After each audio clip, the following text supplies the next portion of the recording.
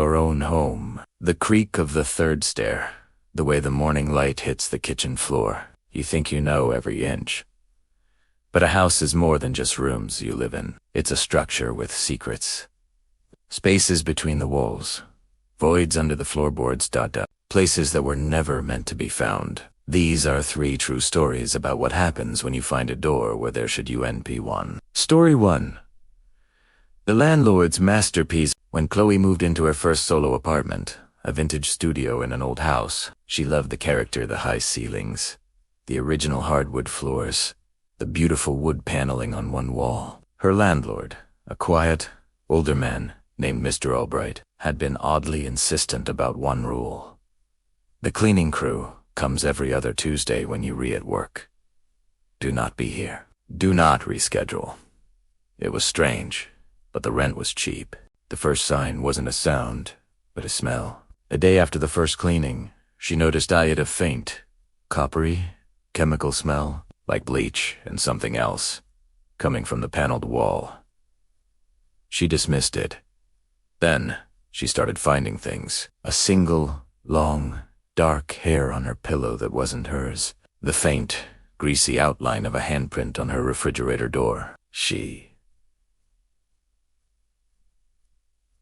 lived alone. The turning point came one night when she was woken by a soft, rhythmic click, ... click, ...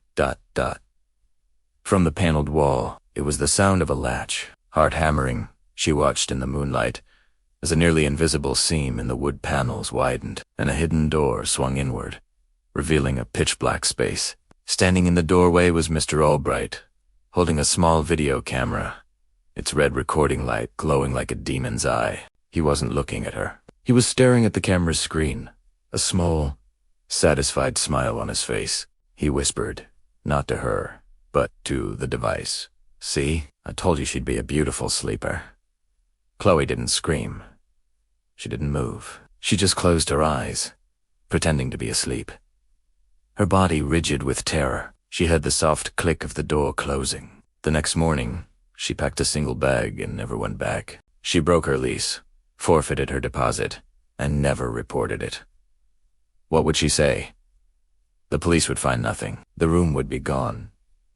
But she knows. She knows that for weeks, her landlord wasn't just her landlord. He was her curator, and her home wasn't a studio apartment. It was a display case. Story 2.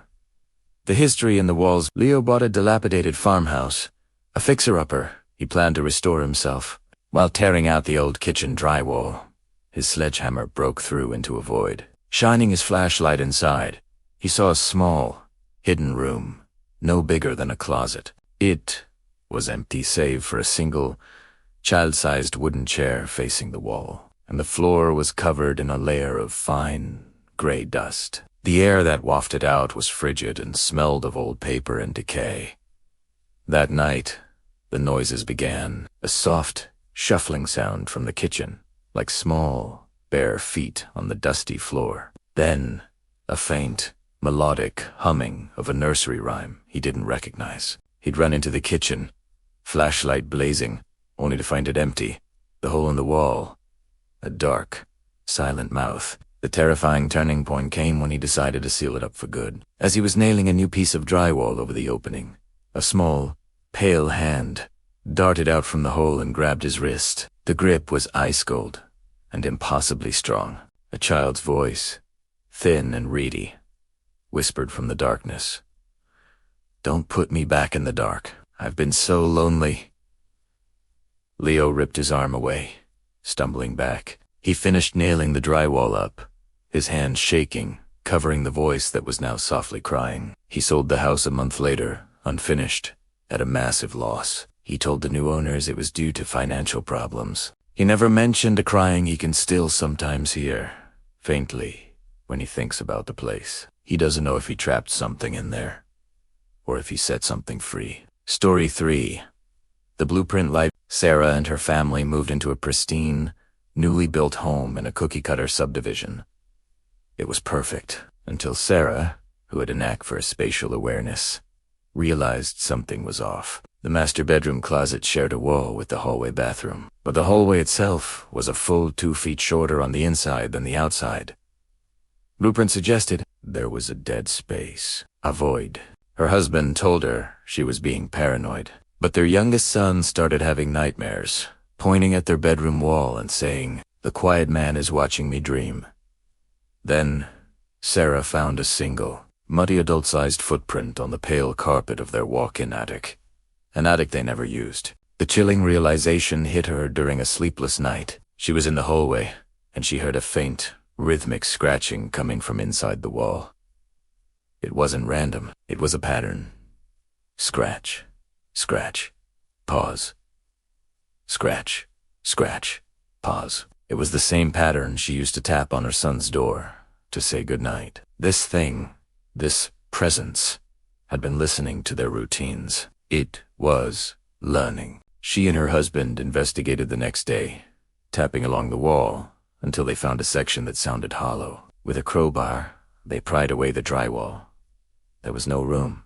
Just a narrow, vertical crawl space, barely wide enough for a person to stand in. And on the dusty insulation, facing into their bedroom, was a perfect eye-level peephole. Below it, on a small wooden ledge, was a collection of their stolen belongings. A hairbrush, a pacifier their son had lost weeks ago, and a single, sharp kitchen knife that had gone missing. They never found who made the peephole. They moved out within the week. The developers denied everything. The family lives with the gut-chilling truth that their dream home was designed with a flaw on purpose, and that for weeks, they weren't a family of 4. They were a family of 4, plus 1. A silent, unseen tenant who knew them intimately, living in the walls.